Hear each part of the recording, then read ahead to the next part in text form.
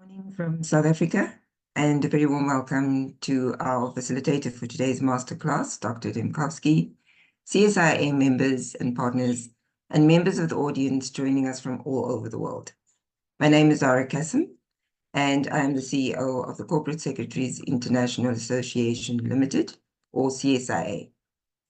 CSIA is an international federation of 12 member bodies, and it represents more than 90,000 corporate secretaries and governance professionals across 4 continents. As the global voice of corporate secretaries and governance professionals, one of our objectives is to share knowledge, and to do that, we create platforms such as this to equip our members with the skills to navigate dynamic global economies. Today, we are very excited to be collaborating with Better Boards and the Institute for Chartered Secretaries of Bangladesh to bring you this masterclass, Creating Value from Board Evaluations. Board evaluation has become an increasingly important feature of boardrooms across the globe. So as the corporate governance landscape continues to evolve, board evaluations are also moving from compliance-driven exercises to becoming an important tool to drive change in organizations. In today's masterclass, we are delighted to have Dr. Sabine Dembkowski, who has extensive experience with board evaluations, to address some of the questions that boards are facing when they are measuring their performance. Before I hand over to Dr. Dembkowski, I would like to introduce Mr. Mohammed Asadullah, President of ICSB and CSIA Exco member, who will share some opening remarks with us. Mohammed is a fellow member and the President of ICSB for the term 2022 to 25. He has been serving as Executive Director, Corporate Affairs and Group Company Secretary of all the companies of Beximco Group since 1998. He's also an active member of a number of renowned professional and social organizations in the country. Welcome, Mohammed.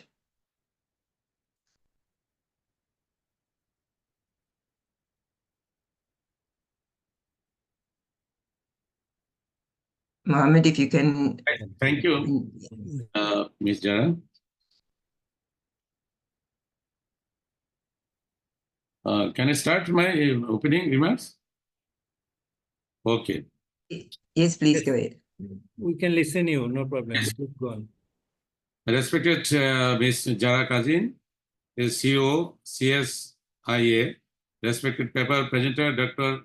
Sabine, dear participants, good afternoon. I take the opportunity to welcome you all to the masterclass on creating value from board evaluations organized by CSIA and hosted by ICSB. A board evaluation is when someone examines the working of a board and its members along with its effectiveness, the quality of its decision-making and strategy, and its relationship with the executive management. In today's volatile business and corporate worlds, carrying out a board evaluation is a good idea. Importance of board evaluation. Board evaluation are crucial for the effective functioning of an organization. The purpose of board performance evaluation is to assess the effectiveness of the board in fulfilling its duties, identifying areas for improvement, and enhancing the governance process. It promotes accountability, identifies strength and weakness, and drives continuous improvement to ensure the board's optimal performance in guiding and observing the organization. Here are some significant importance: enhancing the board effectiveness.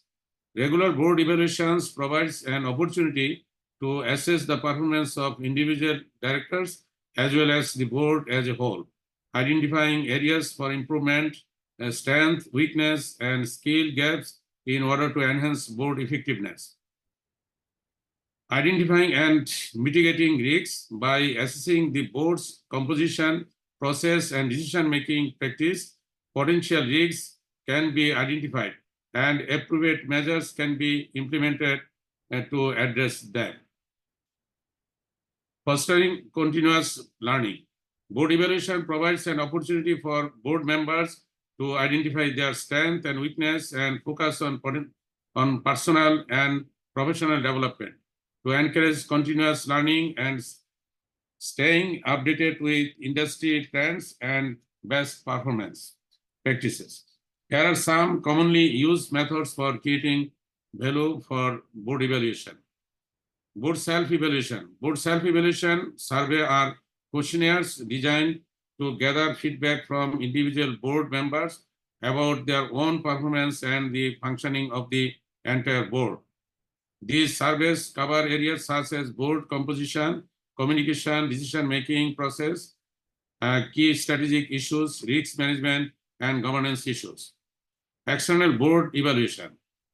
External board evaluation involves hiring independent directors and consultants to conduct an in-depth assessment of the board's performance. This external evaluation brings objectively and expertise to evaluation process.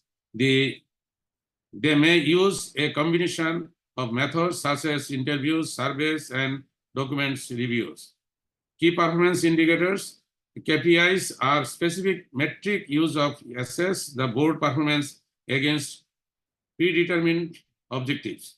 These objectives can include financial performance, risk management, stakeholder satisfaction, compliance, corporate strategy, key strategic issues, and other relevant areas. Board observations involves an external observer attending board meetings and closely monitoring the board dynamics, discussions, decision-making process, and adherence to governance principles. The observer then provides feedback on the board's interactions and engagement levels, helping to increase board meetings effectiveness. Here are the most important takeaways for enhancing board effectiveness. Regular board evaluation are important for enhancing board effectiveness, identifying and mitigating risks, fostering continuous learning, and enhancing stakeholder confidence. Tools and methods for measuring board effectiveness, including board annual self-evaluation, external evaluation, KPIs, board observation, and peer reviews. Best practices for effective measurement include clearly defining objectives and metrics, ensuring independence and objectives, encouraging open communication, and using digital tools for efficacy and accuracy. To effectively measure board effectiveness and streamline the evaluation process, you can share board materials, conduct meetings, and collaborate on any board-related questions, including evaluation. Thank you very much for your patient sharing.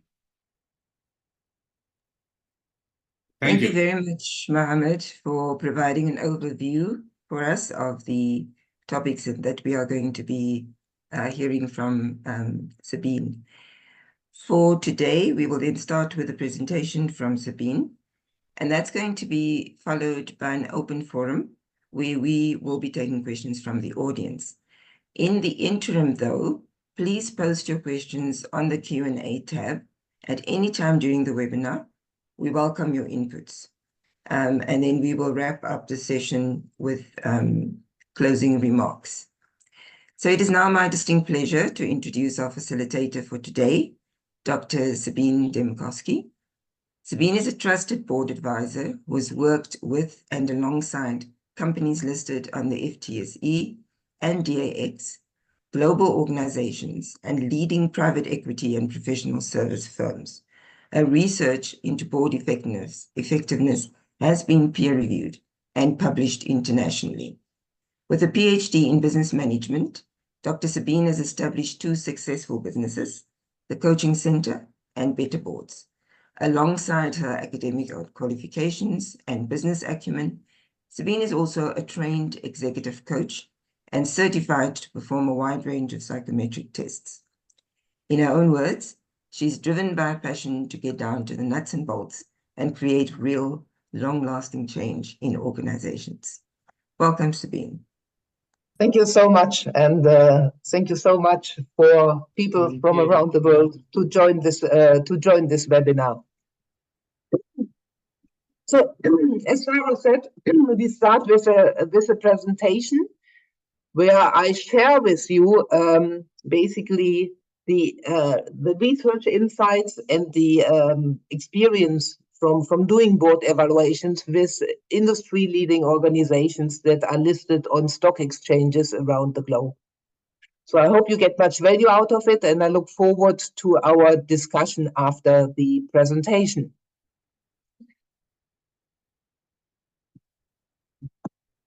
Technology. I'm sorry about that.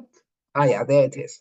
So let's start. What are actually board evaluations and board effectiveness evaluations? Mohammed has alluded to it. Board effectiveness evaluations is a process that measures accountability, transparency, and the capability of members of the board to fulfill their role and produce the desired outcome. Now, in order to achieve this, it is really important that the board evaluation is applied correctly. So that if you want to get the most out of it, well, there are some important lessons for this. If you do it correctly, it can drive really good corporate governance. It's also important for investors to safeguard their assets and investments, and making sure that the board, the organization, the management team really delivers the strategy and the value creation plan. Sarah said, it's of growing interest around the globe, and there are good reasons for it. There are various big drivers. There are the corporate governance codes, and I come to that. But most corporate governance codes around the globe dictate a certain cycle. So every 3 years, most corporate governance codes state that every 3 years you should do a fully facilitated external review with a consultant. And in the years in between year number 2 and 3, organizations should do an internal evaluation. There's also the growing recognition that not all is well in boardrooms around the globe. Let's face it, no country has the right to point the finger at another, because in every country there are scandals. In my home country, as you can hear from this gentle German accent, we have Volkswagen, we have Wirecard. In the UK, they have Patisserie Valerie. In the US, they have Enron. And we can go around the globe, and in every country, something hasn't worked well. Then we have ESG, the drive of ESG. It's not just about the environment. The G is governance. So governance becomes much, much more important. And of course, board evaluations are part of good governance practice. The media, the social media, makes things much, much more transparent. And there is a greater demand for transparency, particularly from the younger generation. And then we have investors. A lot of the investors demand now board effectiveness evaluations. There is a generational change in boardrooms happening around the globe. People, the guard is changing. And the new guard is much more open to feedback, what we are seeing, because they might have been through MBA programs around the globe, so they are used to getting feedback, working with tools. And then let's not forget, it has become a lot more competitive. And there is an ambition of boards and organizations that really drive performance and effectiveness. They really, really want to know. So we have a lot of drivers. Here are some examples. Yeah, I looked at the Corporate Governance Code of Nigeria. I know quite a lot of participants are from Nigeria. Annual board evaluations assess how each director, the committees of the board, and the board are committed to their role, work together, continue to contribute effectively to the achievement of the company's objectives. Institutionalizing a system for evaluating the company's corporate governance practices ensures that its governance standards, practices, processes are adequate and effective. It's just one example of one country. We can go to our friends in Bangladesh. There's also a clear note in the Corporate Governance Code. The same is, of course, true in the UK. And if you look into corporate governance codes in your own country, you will see a clear reference to what is expected. So that is the one side. You see a long, long list on the picture. Now, this is the reason why I started the work and why I established Better Boards. I was working with boards as a strategy consultant and leadership advisor. And as part of this work, I heard about the complaints, the dissatisfactions with board evaluations. And it's a long list. And that list is not just happening in the UK or in Europe. I also heard it from companies in Asia, in Africa, in the US. So why are members of boards unhappy with board evaluations? Very often they are perceived to be subjective. There is a feeling with board members that they think it all depends who you get as your board reviewer. This subjectivity is down to the way the methods that are used. A lot of board evaluations still rely on interviews and observations. And then very quickly, when board evaluators write up the findings, a personal opinion becomes part of it, which not every director values. Yeah. And very often reports contain text elements that apply to everyone and appear to be copied. Well, it's a crowd of consultants, frankly. In large firms, it is not uncommon that a senior partner conducts the interviews, but the hard craft of actually sitting in the office and writing the report is passed down to some junior. When the report is ready, the senior partner then walks to the client. Well, of course, that creates a disconnect. Another problem is that very often standard psychometric tests are used as part of a board evaluation. Now, these tests were applied for a different purpose. They can be used with teams. And they had other reasons why they were developed. So it's not fully appropriate to just chuck in a standard psychometric test. Another complaint is boards are very competitive. Think about your board members. They're ambitious people. They worked hard to get where they are now. And they want to know, how are we doing in relation to others? A lot of board evaluations cannot provide this. They can provide anecdotes, but they don't have the data. And another big problem is a lot of organizations cannot track the progress systematically. Why? They might change board evaluators every 3 years. Company secretaries in organizations change. So they use the board evaluator. A company secretary does an internal evaluation, but the next person, the next evaluator or the next company secretary, they have their own method. And you can't really compare the two. A very well-known chair in the UK, in the city, told me once, Sabine, the truth is, we have far better data than on our graduate trainee programs than on our board. He said it's ridiculous, but that's the truth. So the process of a lot of board evaluations is to look at the gap. What's not working? Yeah. Here is the corporate governance code. And the board evaluator basically puts a mirror in front of us and tells us what's not working. I come to this. Looking at the gap is a wrong way to increase performance. A very big mistake. Think about your board members. They are distinguished people in your countries. They worked decades in order to secure a seat on the board. Do you really think they give a damn about what a consultant says to them? It doesn't work like this. They don't want to hear. So what happens then is they push back.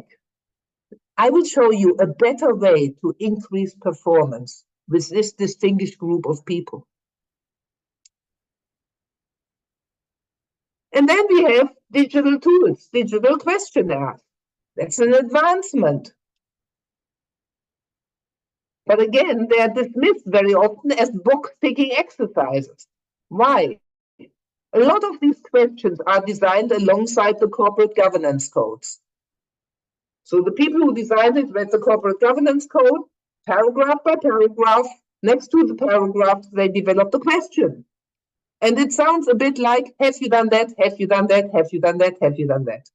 Now, a company secretary, of course, has read the corporate governance code.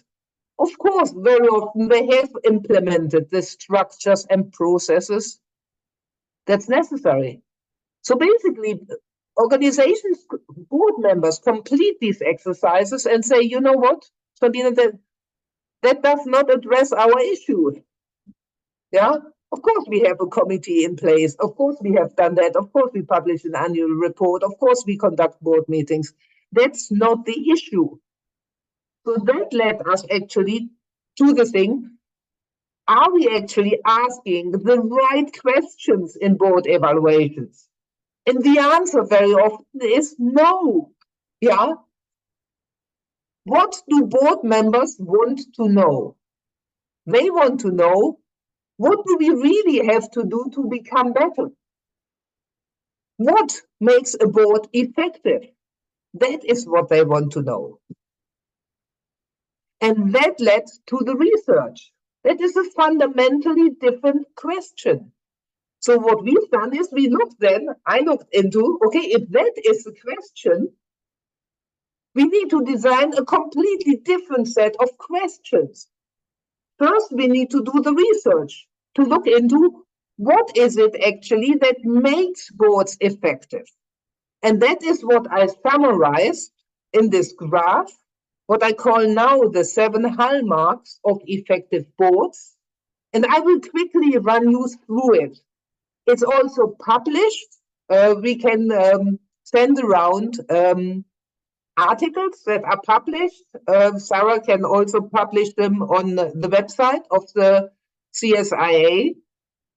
But let me quickly run through it. As I said, it's not just my opinion. Yeah, don't just take my word for it. It's properly peer-reviewed and published in magazines around the globe again. So let's start with the first hallmark, the strengths of the board. Very important. That is how you build performance, by identifying the strengths of individual board members, the collective board, and you build on it. That is, from a research perspective, very clearly the better way to build performance than looking at a gap. When you look at a gap, people become defensive. They give you reasons why something hasn't happened. When you identify the strengths and you help people to understand how they can build on this strengths, that's a positive message. People engage with it. And it's a key of effective boards. Effective boards understand how they can leverage the strengths of each person around the table. Now, what's happening in reality, in practice, is board members are hired. The pandemic hasn't helped us all because more and more things have become virtual.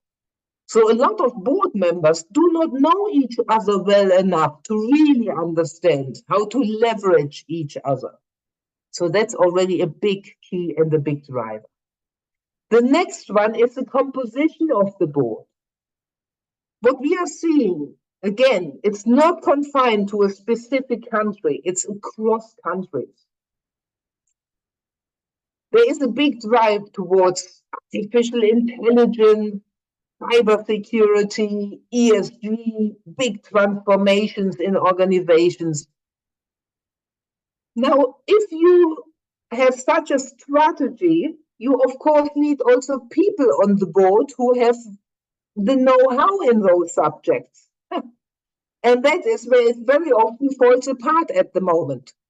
So the composition of the board is very often not aligned really with the strategy, with the value creation plans. Clarification of roles and responsibilities, also a classical one. What is the role of the board?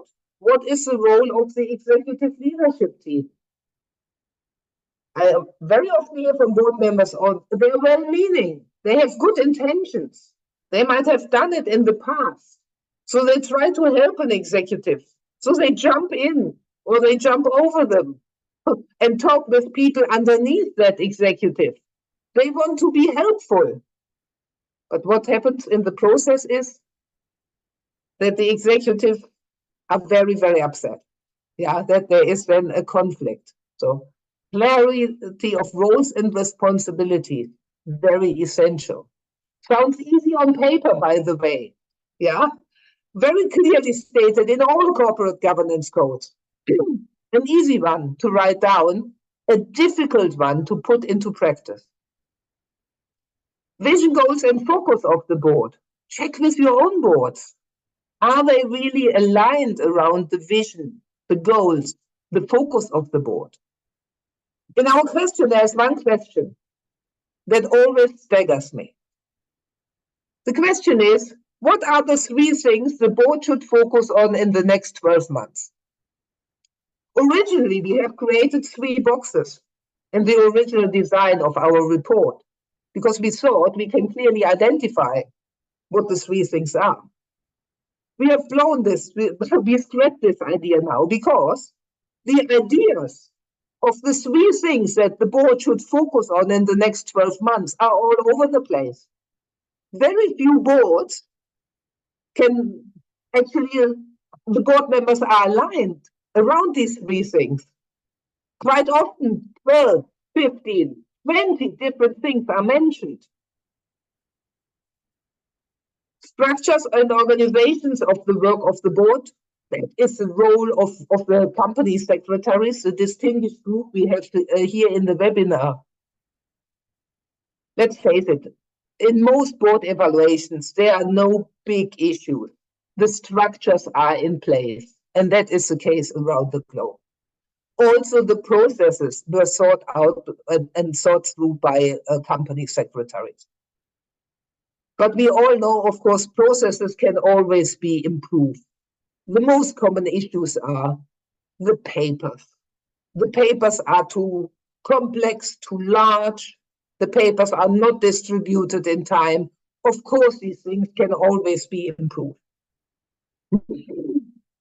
Has the board the ability to resolve conflicts amongst each other, but between themselves and also the management team? And does the board take time out to regularly review and reflect on how it's working together? One of the most dissatisfactions in my role is, so you put a lot of effort into a good board evaluation, your soul goes into it. You write these reports, you wrestle with the words, and then at the end of the day you hear, Sabine, you have 20 minutes at this board meeting. Give us the results. Okay, I have 20 minutes. I present. Done. No. That's heartbreaking for a board evaluator. The ownership of the data needs to be with the board, which is why the engagement is so important. They need to work with the data. They need to work with the result. It is not done once you paid the board evaluator and you wrote the paragraphs in your annual report. That's just a little part of it. With all of these things, the devil is in the detail. So what matters when you want to conduct a really good board evaluation? You need to create engagement from the start. If people do the exercise because they have to, it's like eating cabbage. Okay, we have to do this. We are good corporate citizens. We do it, fine. But if they are not engaged from the start, at the end, they will not engage with the results and actually take action. And that's the problem. You also need to offer them a personal benefit, if you can. I tell you the solutions we found. Another one is offer them benchmarks and comparisons. How are they doing in relation to others? And also start to develop the board systematically.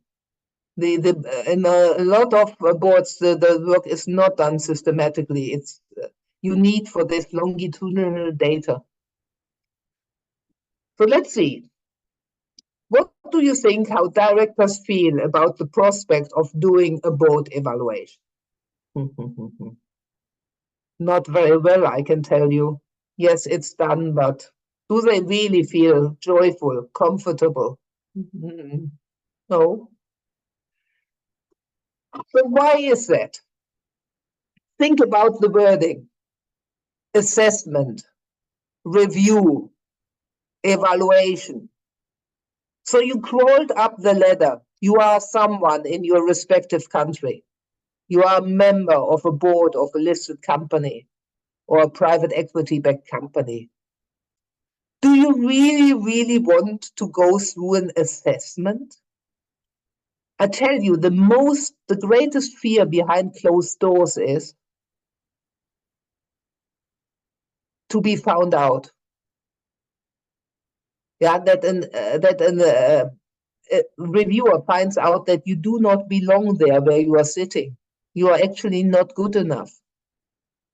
That is nobody speaks about it. Of course not. There are big boys, big girls. But the deepest fear is of not belonging. A lot of people have got to the top of society because they were driven, because they want to belong to somewhere. So if we create feelings of being threatened, anxious, worried, what happens in our bodies is it narrows attention. It shuts down positive emotions. We protect ourselves. And this protection is what leads to answers in a lot of board evaluations. And even worse, the group protects each other. Nobody wants to be found out. That is something all board members are aligned. So what we want is that they are curious. What we want is that they are excited, that they're enthusiastic. So wherever we can, we do not even speak about a board evaluation, a board review. We talk about insights. We generate insights for you that help you personally and collectively to become better. I say very openly at the start, this is not an assessment. This is not about looking if you belong, if you don't belong. It is generally providing you with data that helps you to become better. So what happens is people start being more open-minded with us. Also with our questionnaire. They're more, oh, let's see. I'm curious. I look into this. And that creates the engagement we actually need, that people do something about the result. In order to do the engagement, a lot of these digital questionnaires are actually quite clunky. We try to make it joyful, and we have designed it for non-millennials. Because let's face it, most board members are 50 plus, 45 plus. They haven't grown up with an iPhone or with a laptop. They're glad when everything is working. So we have made it easy. The engagement is also the physical experience with a questionnaire. We help directors to advance. We offer them a personal benefit. We give them an individualized report. Because the board members you have in your boardrooms do not just want to be part of your boardrooms. They want to have a portfolio. They want to sit in other boardrooms as well. And anything you can give them that helps them to advance their own personal board career is a personal benefit and appreciated. The way we solve this is we provide benchmarks and comparisons on all dimensions of effective boards. So we can tell any board how they are doing in relation to other boards we have seen. We can say it in relation to other boards in the industry they operate in. That's important to them because they want to know, they're ambitious, yeah, they're competitive. And we can provide longitudinal data. To use the system year by year, you don't need to just use our system, create something if you want on your own.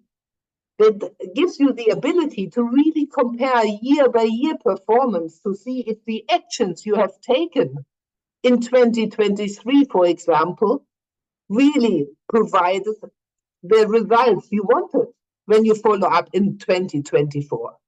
But you must compare like with like, yeah?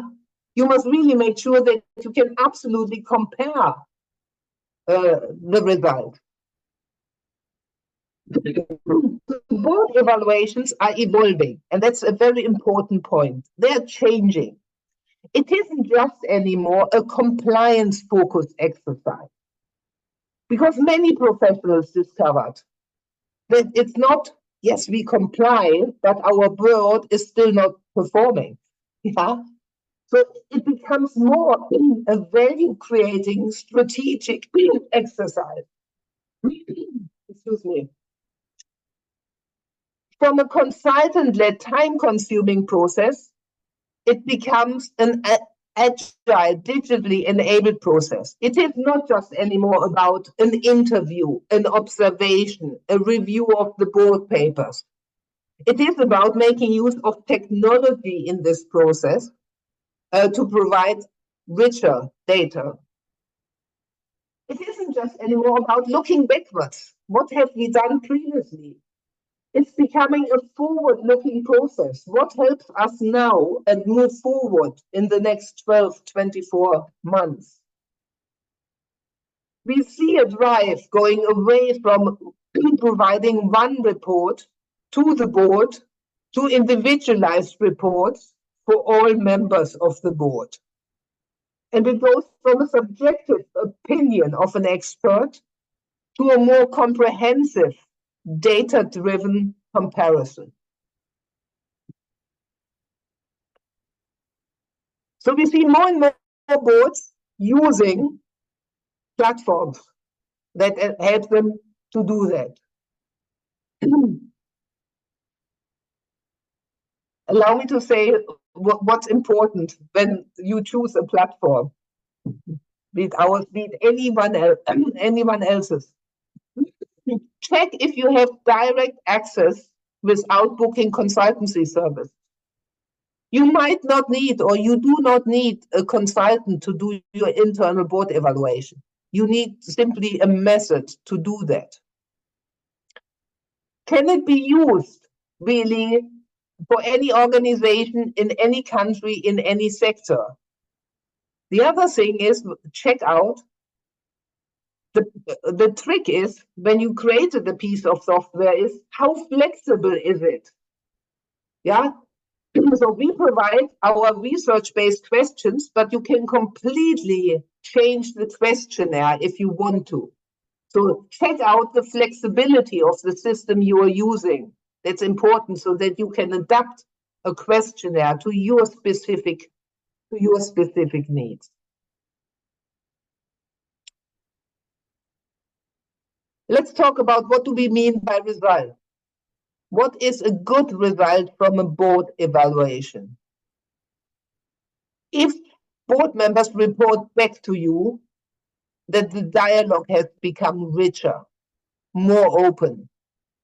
If board members tell you that they are exchanging views, there's a greater exchange of views. People are not holding back on their views.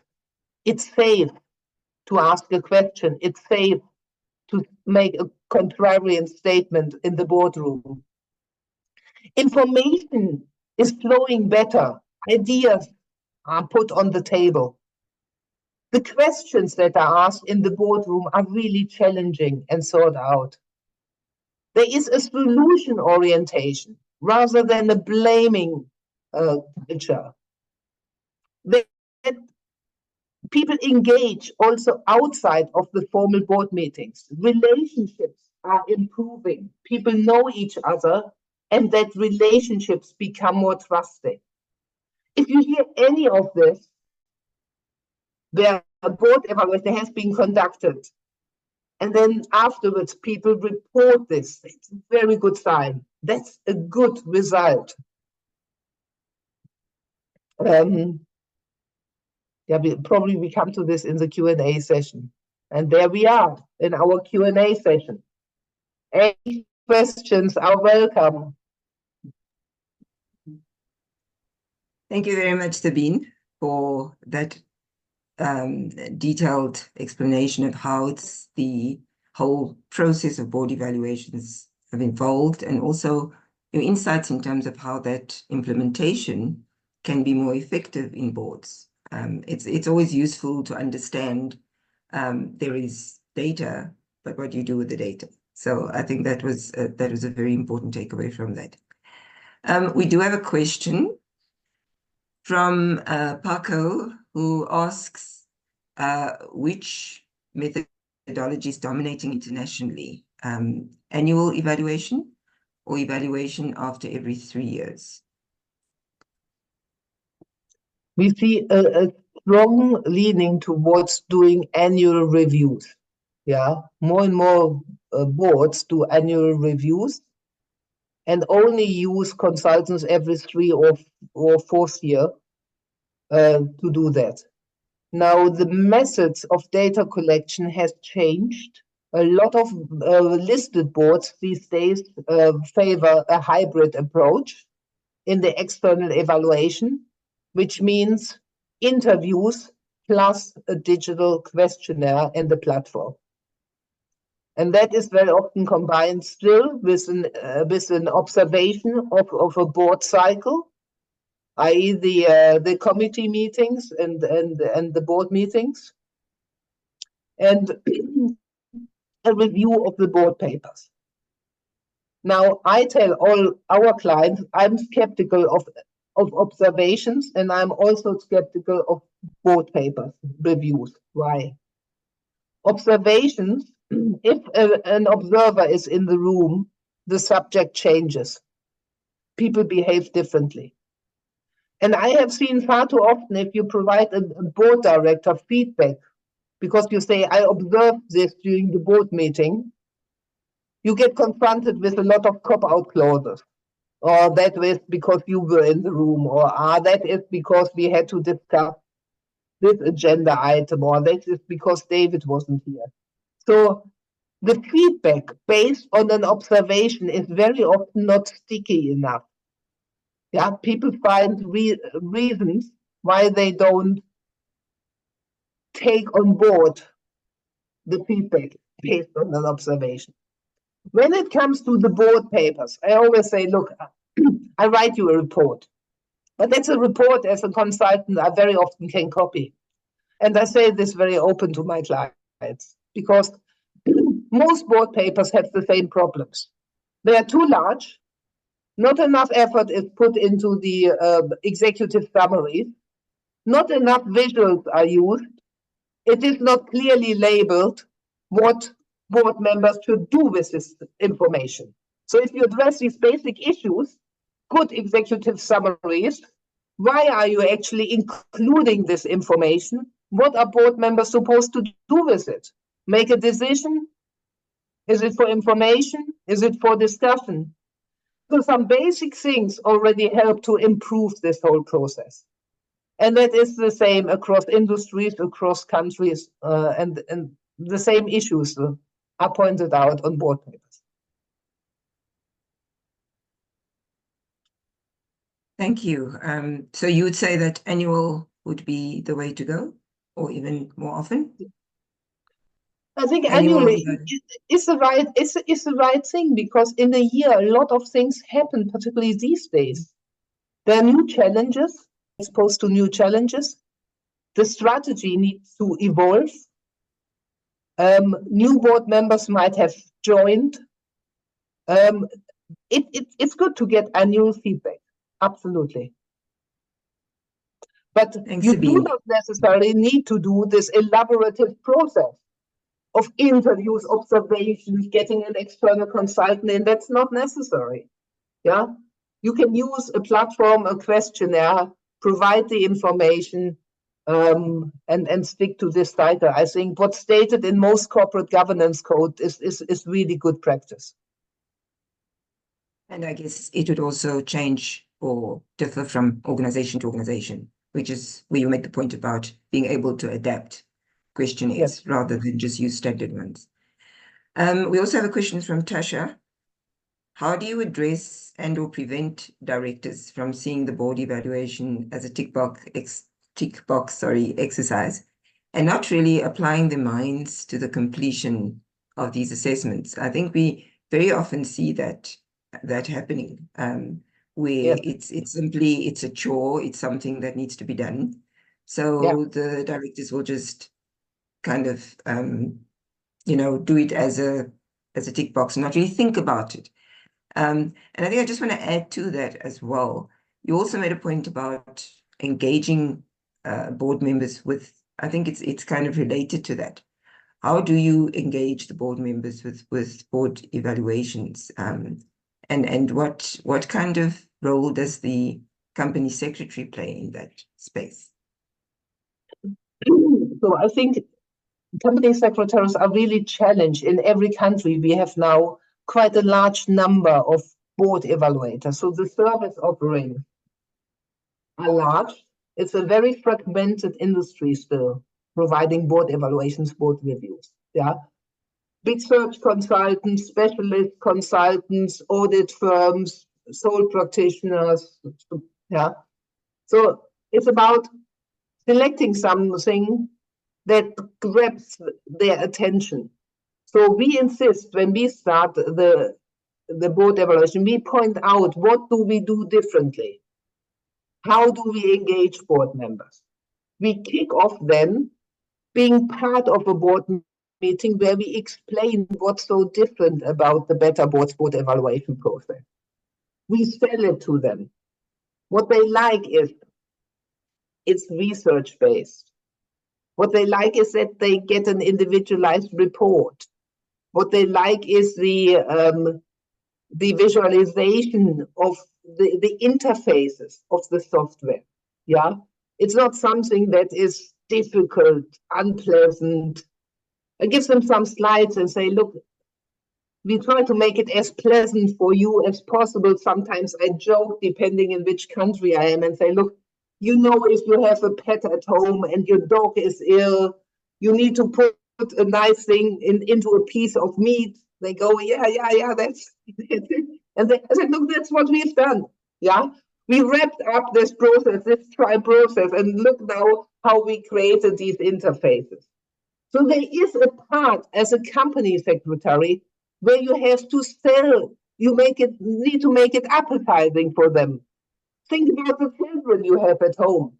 If they don't want to do something, you sell it to them. Yeah, and thirdly, apply these skills with your board members. What do you offer them to make this process more appealing for them? But it has to be done. Thanks. Maybe a related question. How long do you think the questionnaire should be to keep directors engaged? I mean, I've sat with evaluation questionnaires that were pages and pages, and you kind of then tend to lose track of what the important issues are. So, in your opinion, how long should that questionnaire actually be? Look, boards want to have a lot of information and not put much in. Yeah. Ideally, a lot of boards say half an hour. I don't think half an hour is enough. I think you can ask a board member to spend once a year 1 single hour. I think that should be possible. They are well-paid, well-respected individuals. As part of their role, you can expect that they once a year put 1 hour aside to answer these questions. Okay, we have quite a few questions for you here. Fantastic. We have a question from Iberi who says, how does an independent consultant maintain independence in the face of unwelcome responses by certain directors to results? Interesting one. Yeah. What do you mean by independent? I mean, for example, we have to ensure that you have no relationships with anyone who sits on the executive team and the board. Yeah, be it through family relations or social issues. You should not have a relationship as a board evaluator with any member of the executive team, any member of the board. You should not have any other business interests.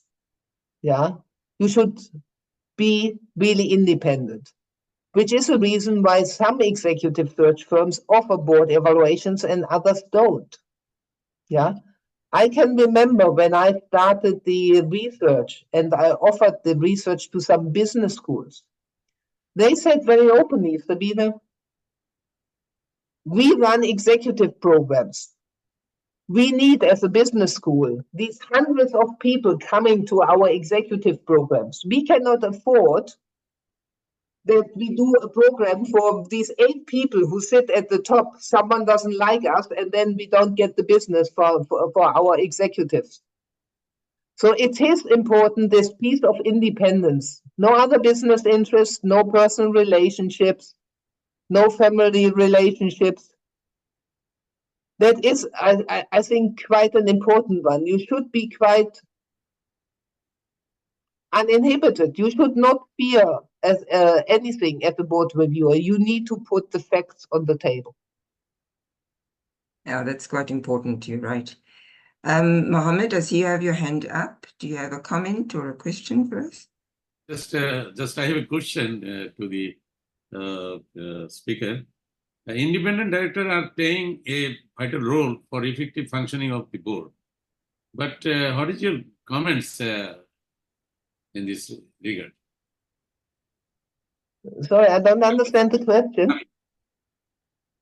Independent directors are playing a vital role for effective functioning of the board of directors. What is your comments in this regard? What is the role of the independent directors are playing in So the role they should play in the process, yeah? Yeah, I think that's the question. Okay. I mean, the key role they have is to be critical, to ask challenging questions, to challenge the executives in terms of, is this really the right strategy? Are we really on the right path? To really probe into this. Now, some independent directors extend that role to being also a mentor for the executives, or a coach, or a guide. That can be helpful, but they need to tread carefully that they do not fulfill the roles, that there is a clear divide between the role they have and the role the executives have. If they step too much into operational issues, it very often becomes a cause of conflict.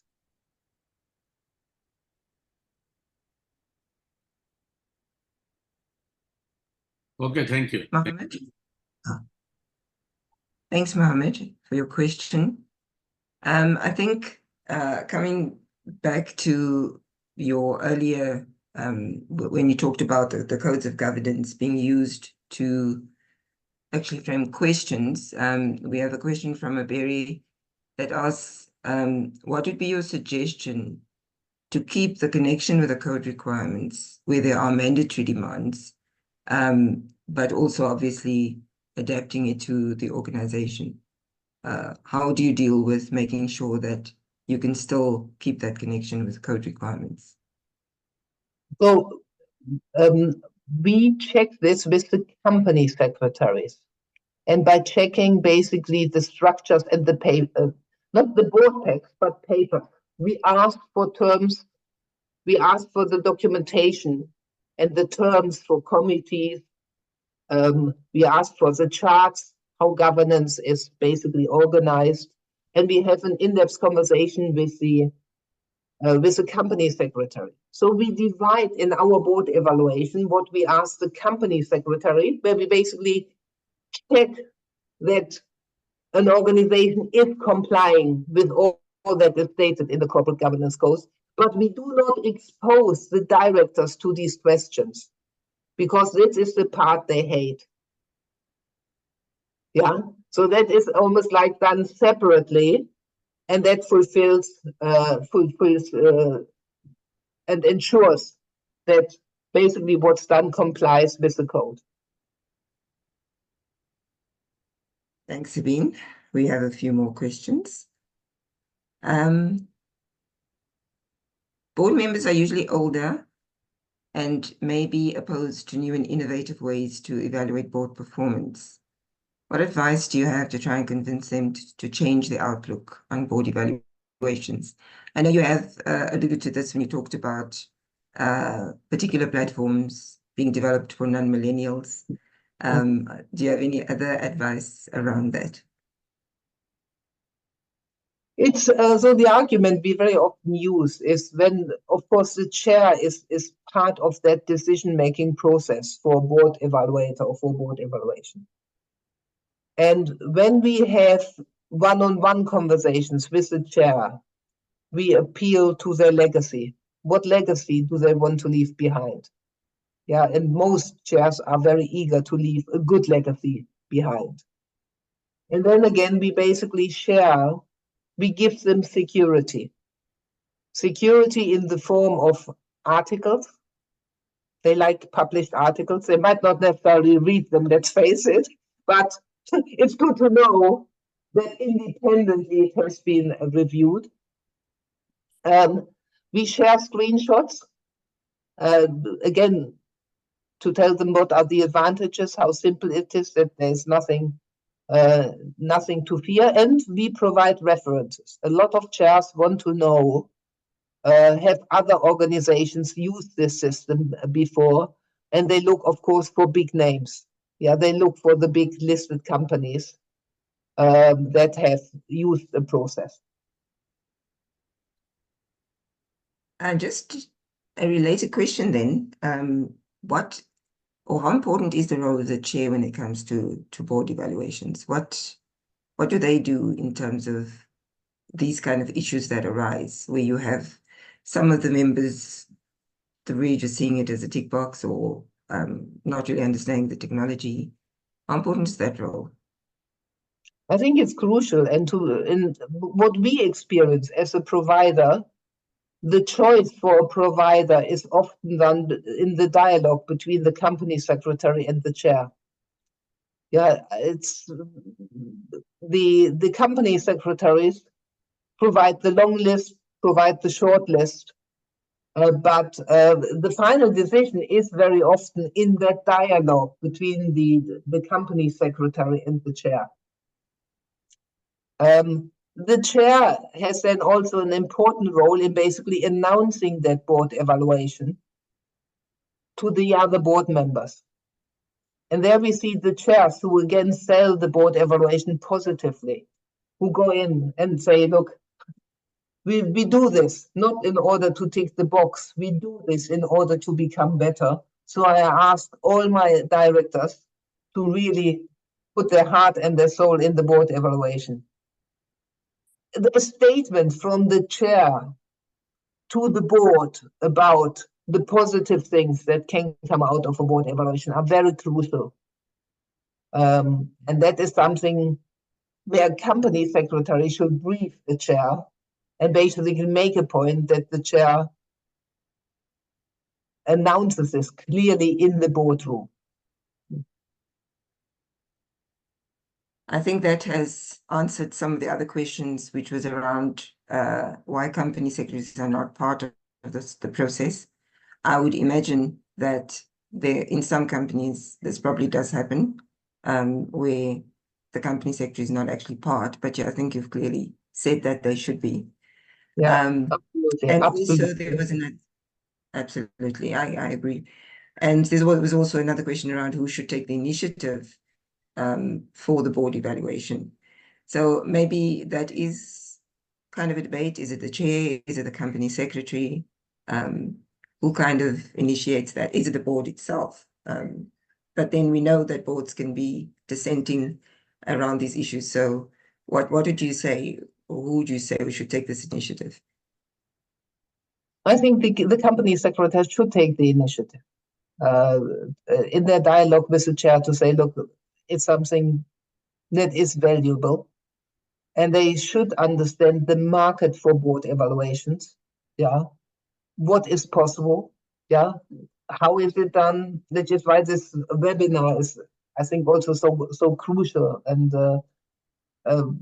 for CSIA to basically offer this opportunity for people to understand what is possible in board evaluations. I think that it's very valuable and it's very good for companies to take the initiative, initiate the dialogue with the chair about board evaluation, show them what's possible, what can be done, how it can be done, prepare a long list of board providers, then have conversations with your long list, yeah, make then a short list, and then what we see that the organizations that are on the short list, that is the company secretaries then introduce these providers to the chair. You have a video call with company secretary, chair, and then they only look at 2 or 3 providers, and then they jointly make a decision. Okay, I think that should have answered that question. There is a question around standard psychometric tests. Do you use that? I know some companies would use that, as you mentioned, as part of the process. Can that be used if boards are dissatisfied with a board evaluation? It's a difficult one because, as I said, most psychometric tests were, of course, developed for a very different purpose. And a lot of board members came across these standard psychometric tests that are used around the globe when they were executives. So, I mean, it's a bit of credibility. Why do I answer the same questions that I answered as an executive now as a board member? Yeah, take these large global tools, an MBTI, a Hogan, yeah. I think it's a difficult one, depending on the outcome of a board evaluation. If there is a specific issue that you found out through a board evaluation, and then you say, okay, based on the issue that we identified, that psychometric test might make sense. But to make it from the start part of a board evaluation, I don't think it's a really good idea. Yeah, I would agree. I think that there are circumstances maybe where you have this dissenting opinions and there's no constructive challenging of views, where maybe you need to look at personalities, etc. But yeah, not as a standard kind of tool. Then there's a question on the disadvantages and advantages of sharing an evaluation questionnaire for review before distributing it to the board for completion. And I've also come across this where I've been given the questions beforehand and, asked, are these the right questions?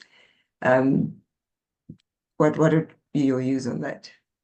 I mean, so we give access, we program a questionnaire for the board, and the first ones who get access are the company secretaries. We ask them to click through to see, are these the right questions? Do you want to add any specific questions, delete questions, change a wording? So we run through the process with the company secretary, but we never ever share a questionnaire with board members before they have to answer. Never ever do that. Because what we don't want is that they have conversations in the back and the line or are pressured by the chair. Could happen. yeah, to say, answer these questions in a certain way.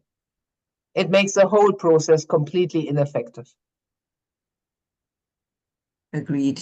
Another question is, have you found interviewing other stakeholders useful to board evaluations, example, key investors, regulators, and then including the feedback in the board report? I find it very useful. It's very helpful. Yeah. We even have the technological capabilities and have created a stakeholder evaluation where we can overlay the opinion of the board with the stakeholders and nicely show it in the graphs we present where opinions differ. But here comes the truth. It is useful. How many boards are actually buying this? How many boards actually want that we include stakeholders in the interview process or even use that wonderful technical capability we have created?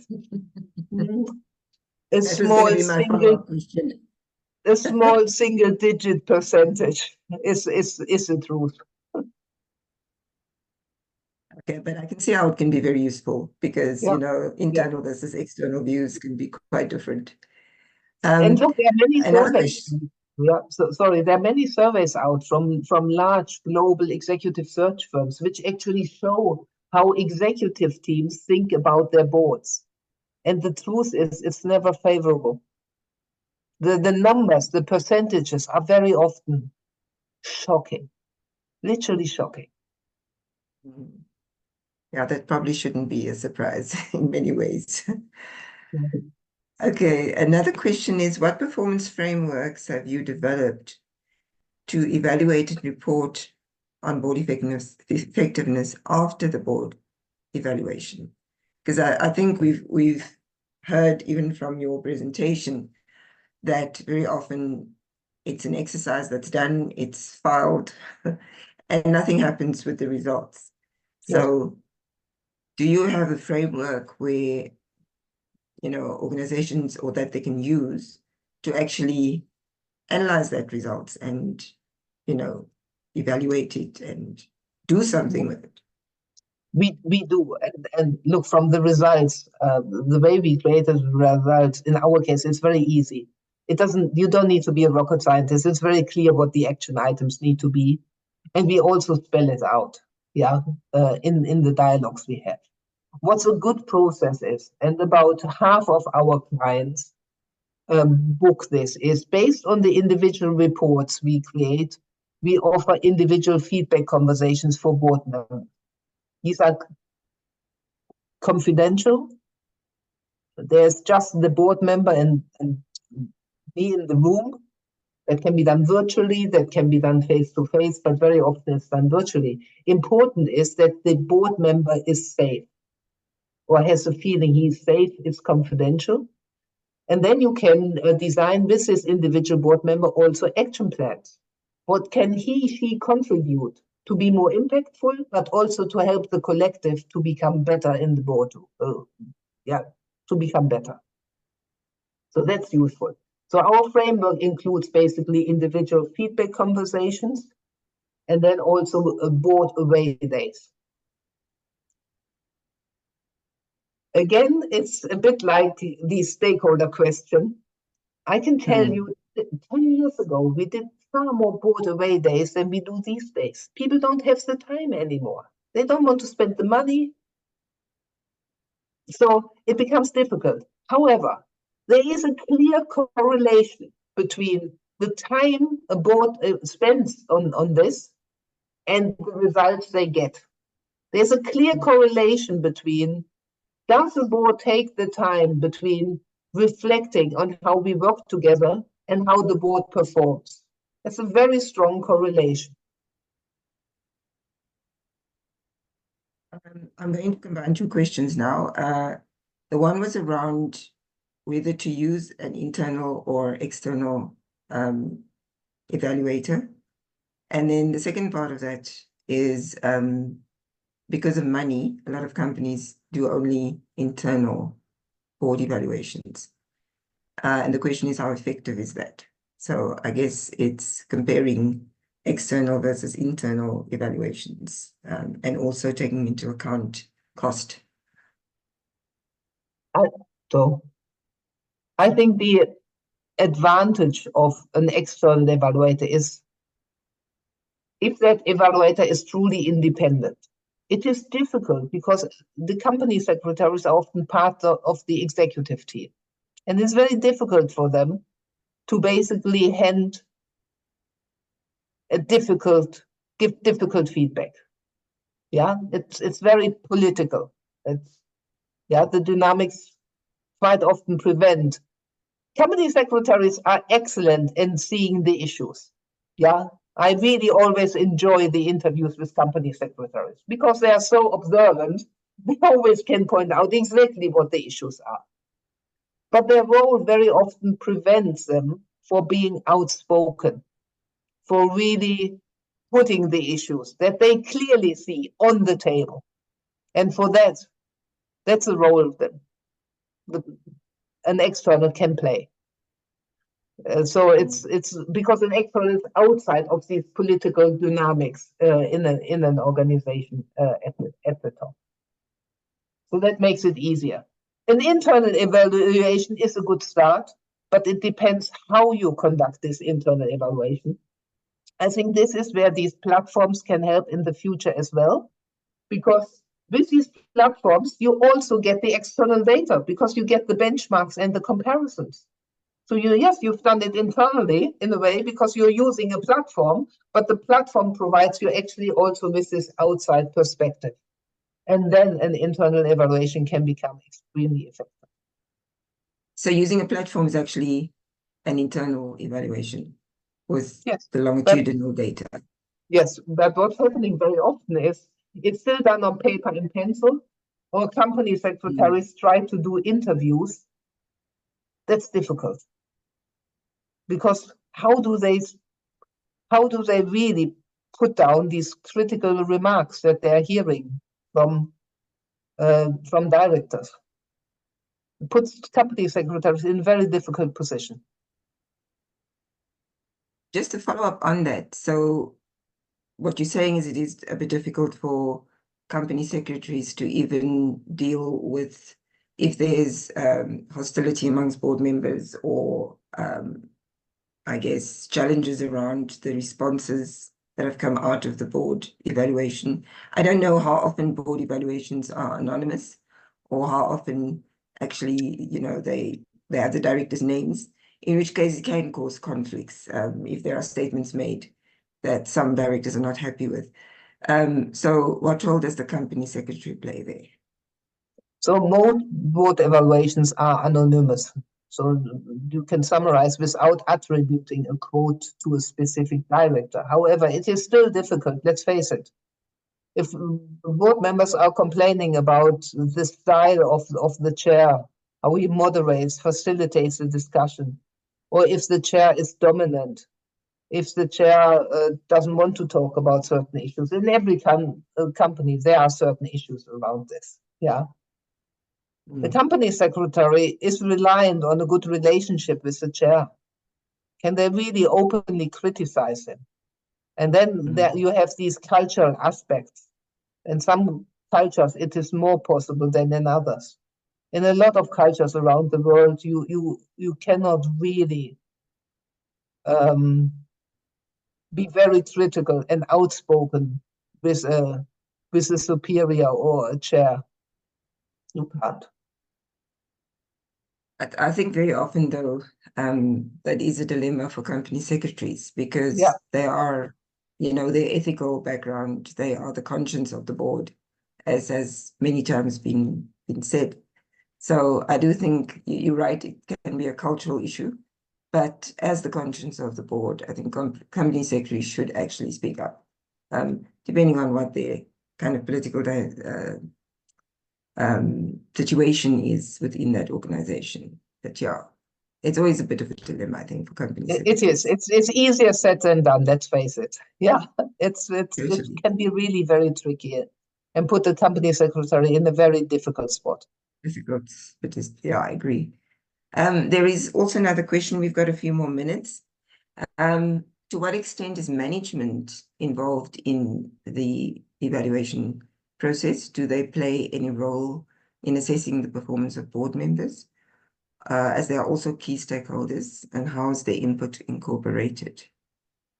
So it depends if you have a one-tier board structure or a two-tier board structure. If it's a one-tier board structure, of course, the CEO and the chief financial officer that are very often part of a one-tier board are included, like any other board member. If it's a two-tier board structure, we encourage what we discussed before on the stakeholders. They are a crucial stakeholder. I completely agree with the person who asked the question. They should be asked, but the practice is very often they're not asked. Yeah, I guess there would also be that same situation as with the company secretary, when it comes to that. I think I've actually dealt with all the questions.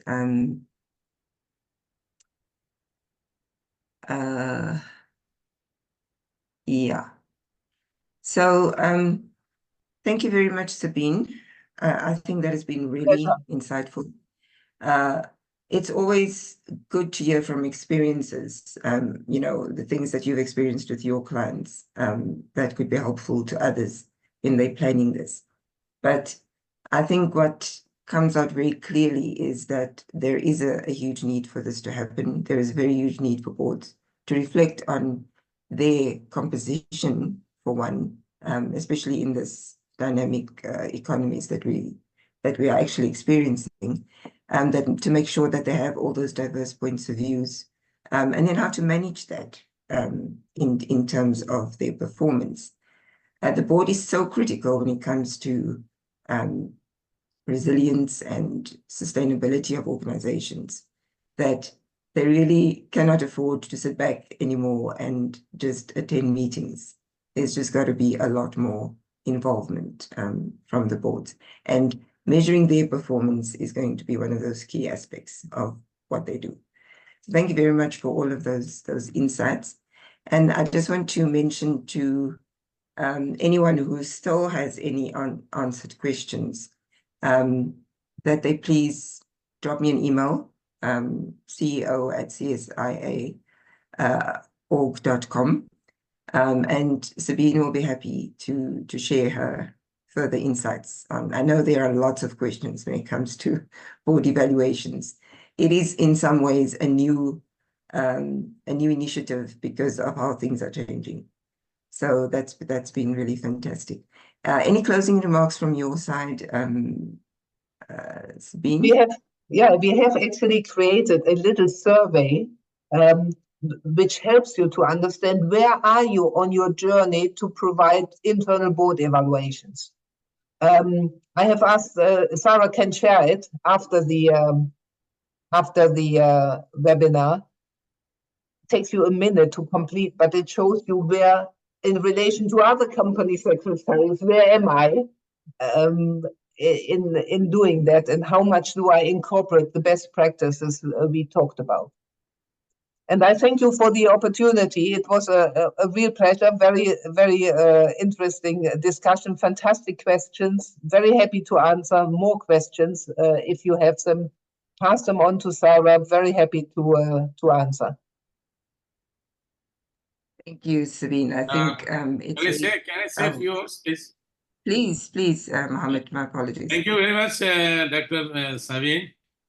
Your presentation is very wonderful, and we got a lot of things from your presentation, and I think the participants will be benefited. I am also personally will be benefited, and it will be the participants will this knowledge in their personal workplace, and I think the question answer was very interactive, and also thanks to the Ms. Jara Kazi for arranging such wonderful webinar. And I think in future we will also conduct such sessions for benefit of our members, especially for our Bangladesh Institute of Chartered they will be also benefited from this presentation and the knowledge sharing. Thank you very much. Thank you. Thank you. Thank you so much, Mohammed. I think we've really seen from today that board evaluations can be very valuable to drive change in organizations, and how important it is for boards to actually measure their performance for the purpose of improving and ensuring that their organizations remain resilient. There's a lot of different approaches, and there's a lot of factors to consider depending on the organization when they measure their board performances. But I hope that today's event will leave you with a better understanding of how to implement board evaluations. And as I've mentioned before, please don't hesitate to send me any more questions if you would like to get some more of Sabine's insights. It is unfortunately time for us now to wrap up, and I wanted to just take a moment to thank all the role players without whom this event would not be possible. Very special thanks to our facilitator, Dr. Dembkowski, for sharing her insights and experience today. Those practical tips are really going to be useful, I think. And it helps us to also connect governance professionals, learn from one another, and facilitate the changes where it's needed. A very special thank you to Mohammed, Zakir, and the team at ICSB. May It's I been a say pleasure something? working with you. Yeah. So thank you, Jara, for organizing this seminar, and Dr. Sabine for your nice, excellent presentation as well, question and answers, and our presidents also there. Hoping in future we'll arrange some, more programs so that in our Bangladesh company secretaries, other will get benefited from this type of session. So thank you for all. Thank you very much. Thank you very much. And of course, also a big thank you to our EXCO members for their contributions and support. And a very, very big thank you to our audience members, because your engagement really added a lot of value and perspectives to our discussions. Please do send questions if you still have some. And we will also be sharing an article from Sabine. So she will, that will include all the salient points from her presentation. And I think Sabine has indicated she will also share the 7 hallmarks, which I think is going to be a really great start for a lot of companies and organizations. So on behalf of CSIA, Better Boards, and ICSB, wish you a wonderful day, and Ramadan Kareem to all of our Muslims members and participants today. Thank you very much, everyone. Stay safe. Thank you. Thank you. Thank you. Bye. Goodbye.